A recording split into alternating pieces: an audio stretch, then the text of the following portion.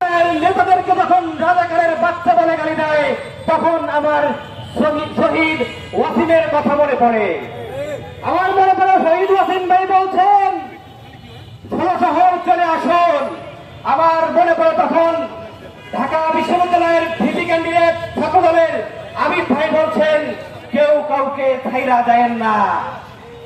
আমি সহযোদ্ধা ভাই এবং বোনেরা, আমরা দেখতে পেয়েছি 5ই আগস্টের পরে আওয়ামী লীগের দোসর একটা শক্তি তারা বিএনপি সহ বিভিন্ন দলে বসে যাদের শরীরটা মূলত বিএনপি কিন্তু যাদের মন মরণ মস্তিষ্ক পুরোটাই আওয়ামী লীগ, এই আওয়ামী লীগের দোসররা জুলাই গণঅভ্যুত্থানকে কলঙ্কিত করার চেষ্টা করছে, জুলাই অভ্যুত্থানকে প্রশ্নবিদ্ধ করার চেষ্টা করছে।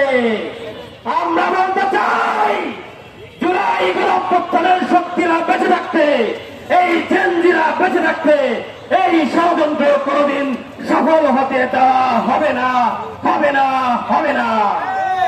সংগ্রামী সহযোদ্ধা ভাই এবং বোনেরা, আমরা দেখেছি বিগত 1 বছর ধরে এই আওয়ামী লীগের দোসর মুজিববাদের দোসর ফজলুর রহমান ক্রমাগতভাবে গণঅভ্যুত্থানকে কলঙ্কিত করে যাচ্ছে, কিন্তু বিএনপি তার বিরুদ্ধে কোনো অবস্থান নেয়নি। আমরা বলতে চাই বিএনপি যদি এই শপথ কিংবা দায় সারা কোনো ডিসিশন নেই তাদের সিদ্ধান্ত নিতে চায়, আমরা মনে করব এটা বিএনপির হাইকমান্ডের নির্দেশেই হয়েছে।